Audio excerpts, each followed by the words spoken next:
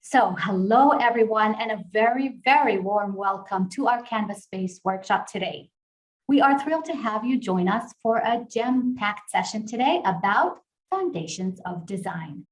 For those who don't know, Canva Space is the home of workshops and webinars for you, our Canva community. To find out about upcoming events, you can visit canva.com/canva-space and click the live webinars section to find a range of interactive content empowering our community to design. Hi, I'm Hadas from Canva Design School, and I'm presenting Foundations of Design from Canva Space, our live events hub. So here we go, Foundations of Design. Welcome to our workshop. In this workshop, we will be exploring fundamental design principles. We'll be sharing a worksheet so you can design along with us if you'd like. To do this, make sure you're logged into your Canva account alongside the Zoom window. And we will be demoing using our Canva Pro product. But don't worry, because if you don't have Pro, all the worksheet assets are available in our free product. So to show you how to use the 7 principles we're exploring today, we've enlisted design expert Nicole, an art director at Canva. Nicole will demonstrate how to apply design principles to create a poster design. So I'll just let her introduce herself. Hi, I'm Nicole, and I'm an art director at Canva. I'm looking forward to taking you through some design principles of graphic design today, as well as showing you some tips and tricks to make your designs look beautiful and professional. So, what are the foundations of design? We call these our design principles, and today we will learn what they are and how to apply them to ensure our designs are effective. You will see from a quick Google search that there are many, many different combinations and names given to these foundational principles. At their core, they are the basic building blocks of design. Design principles create the foundation for every piece of design. Just like you can't build a solid home without good foundations, you can't build a great design without solid design principles. So what are the design principles? Here we go. Alignment, hierarchy, consistency, balance, contrast, negative space, and grouping. These principles are essentially the framework that allows us to make design decisions and successfully arrange elements within a design. We asked design expert Nicole to explain how these principles have been applied to a simple banner design. When self-assessing or critiquing design, it's important to assess why a design is working. Let's take a look at this design. Overall, you get the impression that it is a successful design, but why? Let's look closer at this design to see how design principles are being used effectively. Alignment. In this design, there is a clear line of alignment down the left-hand side of the copy. Hierarchy. You can see a clear hierarchy in our text, which helps understanding what information is important. In this design, it's the headline, and what information is less important, it's the date and the body copy. Consistency. Consistency has been used in the color palette, type, and graphic elements. You can see it in the tones, in the colors, imagery, and in the repetition of graphic elements. Balance. In this example, you can see asymmetrical balance has been achieved by using graphic elements and imagery to balance the text, negative space, and to let everything breathe. Contrast. This design demonstrates clear contrast through scale, color, and placement. Contrast in the type is achieved by color, size, and font pairing. Contrast in the scale and placement is achieved by imagery against a neutral background, with the addition of the colored graphic elements. Negative space. Negative space helps this design achieve clear information hierarchy, balance, visual groupings, and contrast. And lastly, groupings. The visual groupings in this design are easily recognized. 3 clear groupings balance this design and help the viewer understand the information clearly.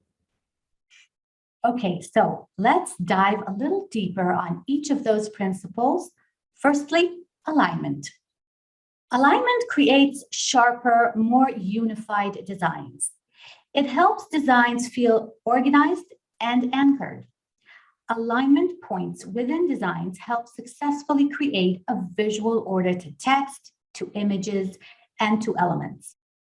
Aligning text is a really easy way to create order.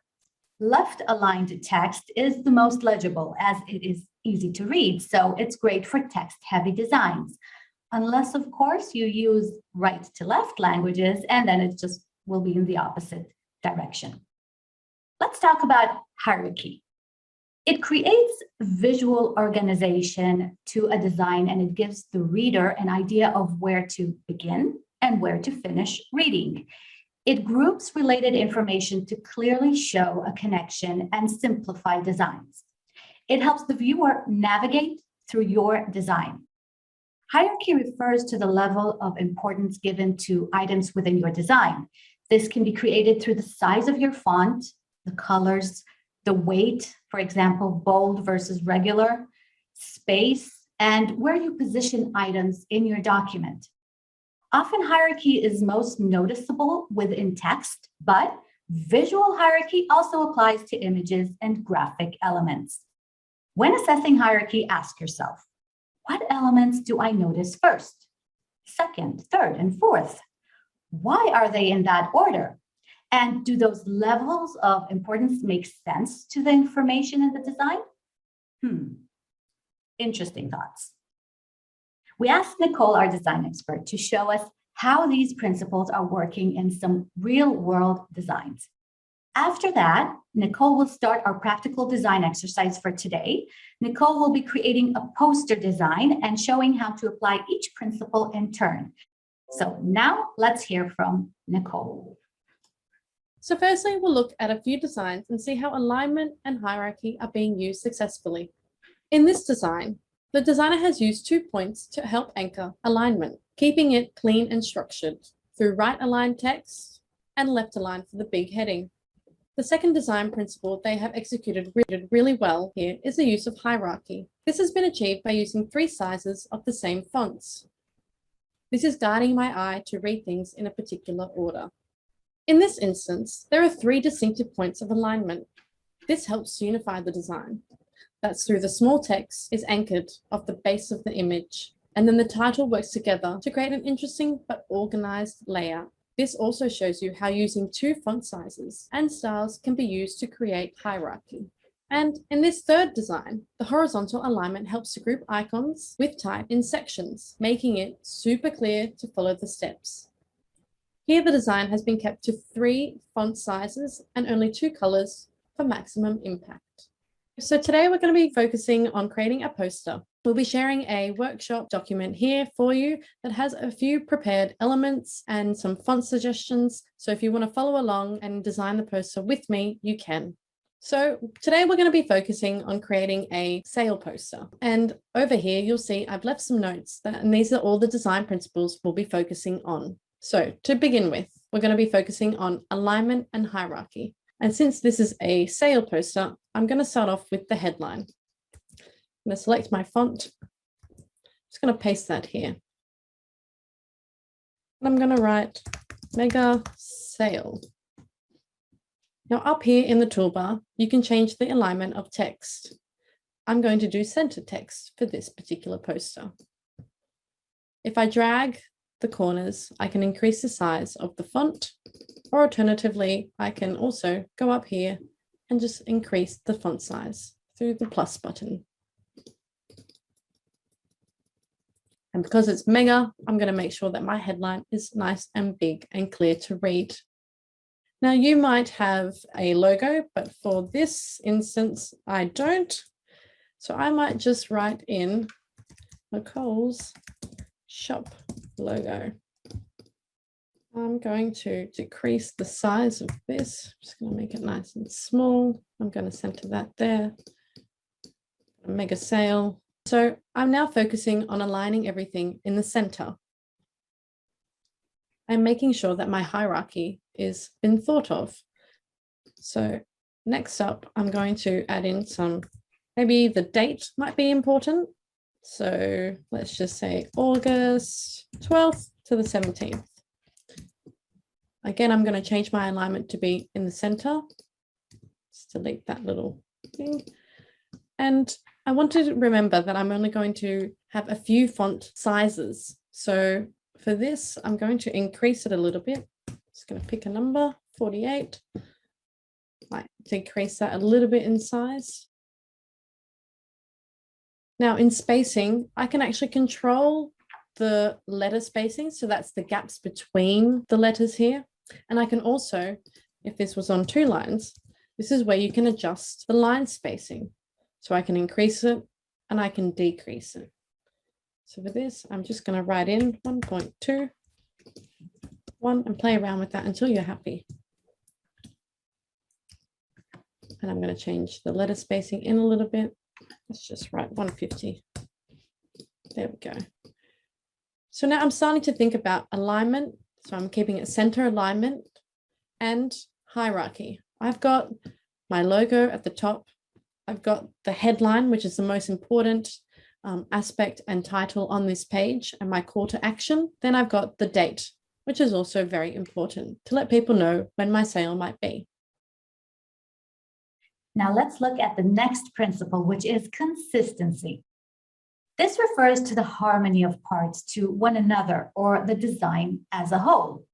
The consistency can strengthen a design by bringing all the separate parts together. It creates visual cues and relationships to help your reader understand your message further. By repeating certain elements within a design like color, type, and image style, the design feels cohesive. Keeping the consistency of headings, quote styles, and images helps designs communicate clearly and enables the viewer to recognize repetitive patterns and easily understand designs. Now Nicole is going to analyze how consistency is working in these examples. Then she'll pop back into the workbook and apply some consistency to our flyer design. So let's look at a few designs that show consistency. In this design, a triangle device has been used repeatedly to help navigate the reader's attention, making it easy to read the text. Consistent colors have been used throughout the design, and it just so happens that the image they have used also has visual reference to their brand colors. A reader often doesn't realize that this is being done because overall the design looks cohesive and consistent. And lastly, we can see consistent alignment on the type. Let's dissect another design. This example has consistency in typography by making sure it uses only 2 font styles in 3 sizes. They also have used a consistent illustration style throughout, with consistent line weight and complementary colors on the overall design. So this brings us to our next exercise. We're going to apply consistency to our poster. So now we're going to focus on adding some consistent elements to our design. You can search in the sidebar here in elements. You can search for graphics, shapes, photos, videos, anything. But for now, I'm going to search for frames. Canva has a really great preset feature that has all different shapes that you can just drop a photo into. I've saved some on the worksheet here for you, so for quick access, but I thought I'd just also show you live how to do that. So you just search frames and they pop up, and there are thousands.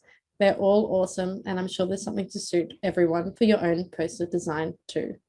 Now, one of my favorite ones here is this kind of web browser one. And since we're all living in a world where this might be a sale that's happening online, I'm going to use this one. So I'm just going to increase the size a little bit.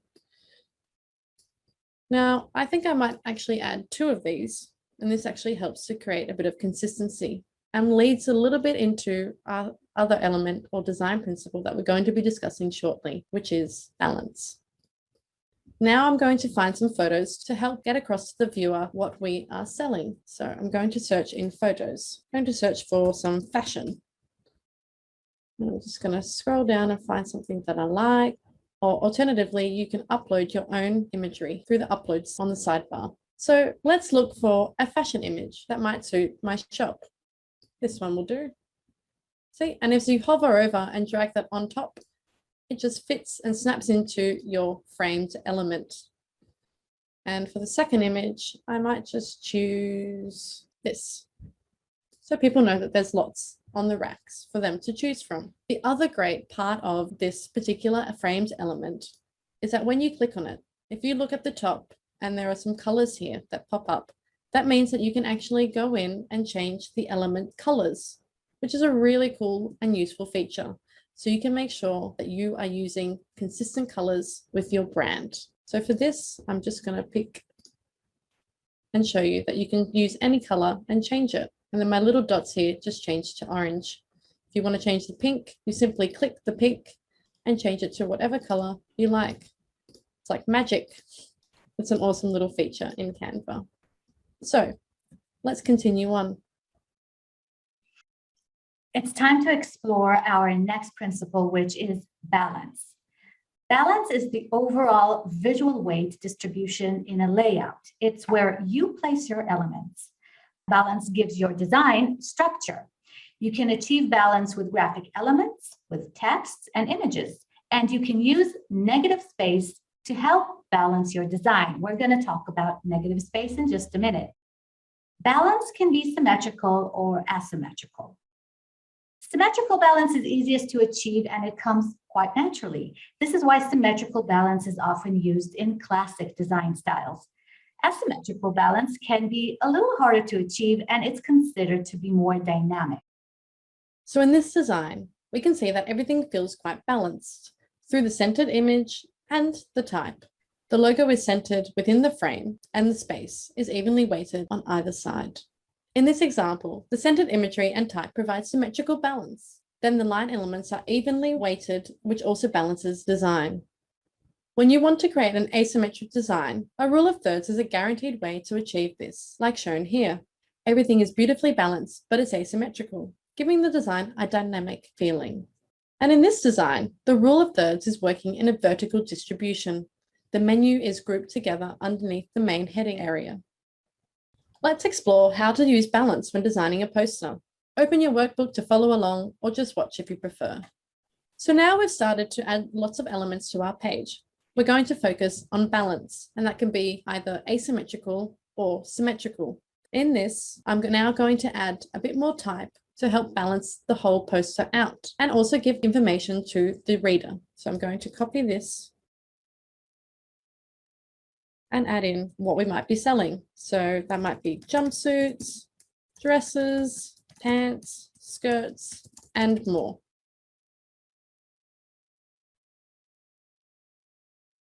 And also, I think it's important to make sure that people know where to find you. So you might also write sign up to our newsletter so you don't miss out.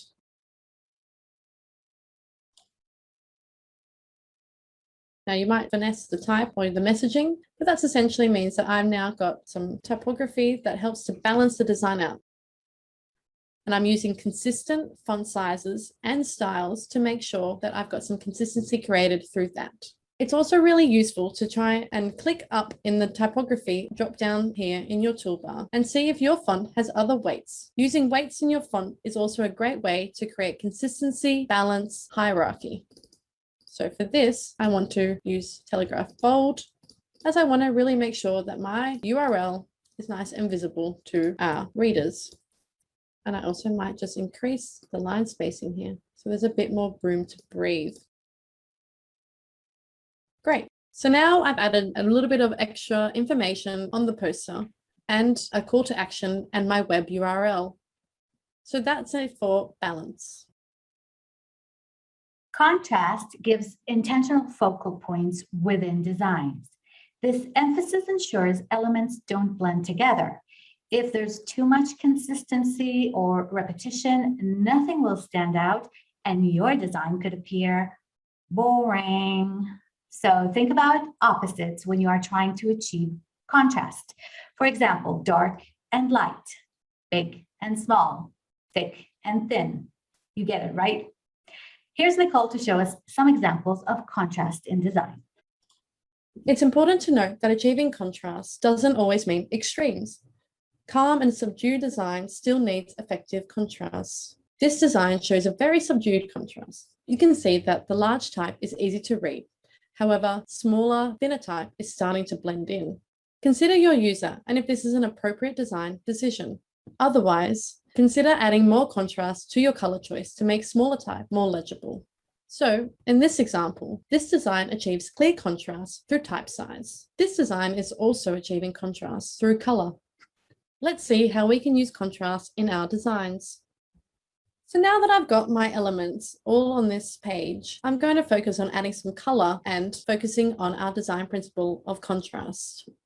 So if I head up to here to my background color wheel, you can either select and add a new color, and you've got your slider here to pick whatever color you like, or alternatively, some colors will pop up for you.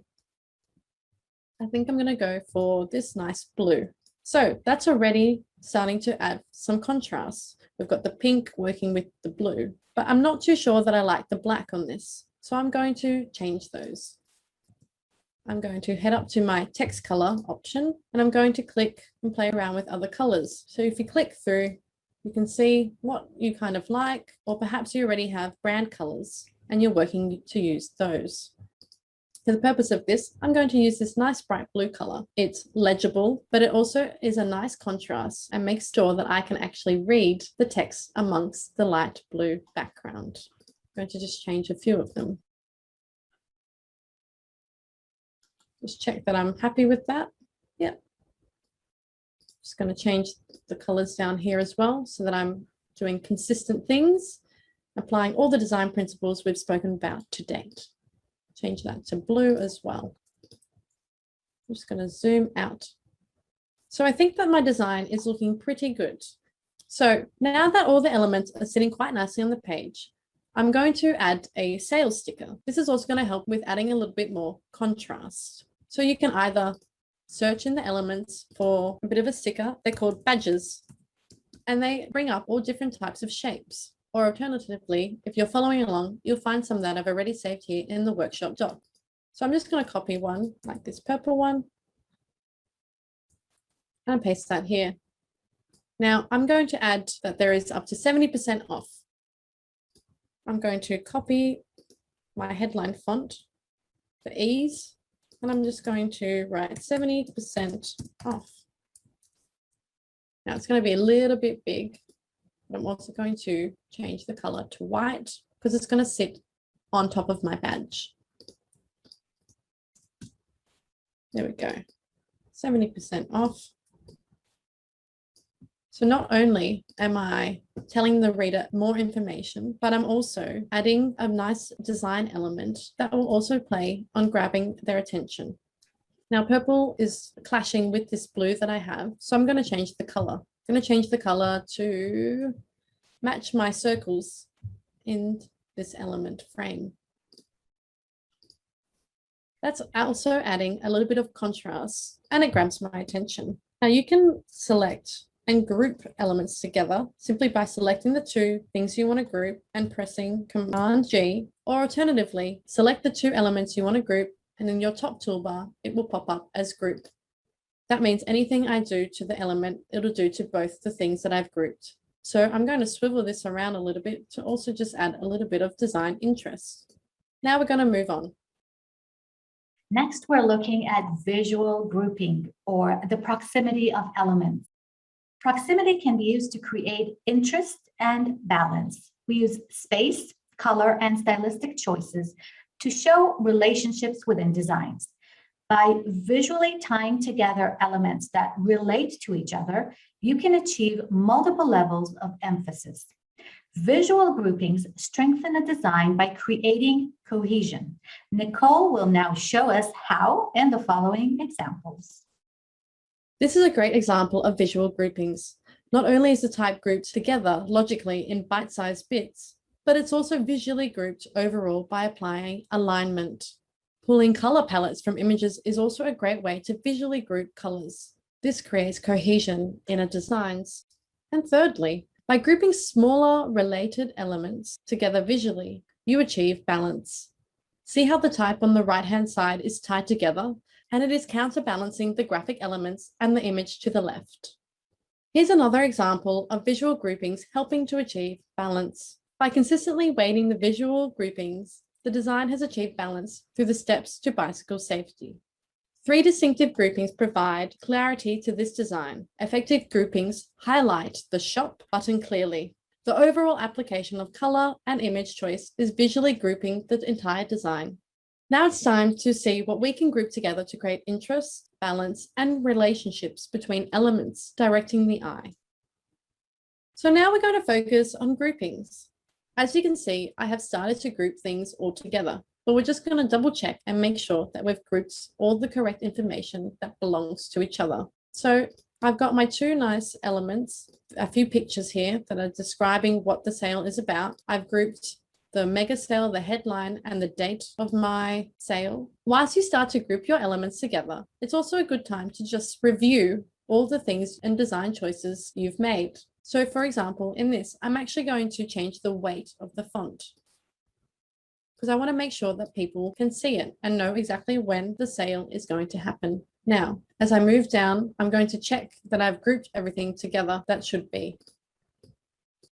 I can play around with the position of this until you find a place that you feel you're happy with. And down here, I've got the information about what's on sale. I'm happy with that. And then also the fact that sign up to our newsletter. So that is a bit of a call to action, making sure that your reader knows where to go so that they don't miss out on the sale. I'm going to push this down a little bit, and I'm going to actually increase everything here because I have a little bit of room. I'm making sure that I remember the great margins so that I have nice clear space. So that's all for groupings. The last design principle is negative space. This is the empty or open space around an object that defines it. Negative space helps your design emphasize visual groupings and hierarchy. It gives structure and gives your design elements room to breathe. Just like a human being, we all need some space. So although called negative, it's not in a bad way. On the contrary, here's Nicole to show us some examples of negative space. As mentioned, negative space works hand in hand with visual groupings. Effective negative space allows for clear visual groupings. This design is a good example of no negative space in the background. In this case, it's a clear design decision to make the background feel busy, energetic, and chaotic. Negative space has been used effectively around the text in the black box to allowing emphasis on the information that is most important. The negative space here allows the viewer to pause and digest the important information in an otherwise chaotic design. Evenly distributed negative space creates balance and structure. Negative space doesn't need to be white to be effective. So now it's time to see if our design has a good balance of negative space and if elements have room to breathe. Let's pop back over to have a final look. So negative space. We're making sure that we've got room to breathe on the page. That means you might fiddle around with your poster and all the elements that are on it. So you might move up some elements and just see how it feels. When you're looking for negative space, you're looking to see if there is clear groupings and delineation between elements and things on the page. So right now I've got mega sale and the date really working well together. Then I've got a little bit of room on the page for my hero images to pop out, but then I've got a nice bit of graphic element and the sales sticker is catching my attention. And lastly, we've got extra information about what's on sale and available, and then we've got a nice call to action and the website URL. These are all sitting here nicely and they've got room to breathe and are super clear for the user. So now I'm just going to do a bit of a final check and make sure that I'm happy with all the elements I've got on my page and the design. I actually might change this. You might continue to play around with the colors and see what you like. You can fiddle for days or for hours. I've decided that I'm going to change the weight of this as well.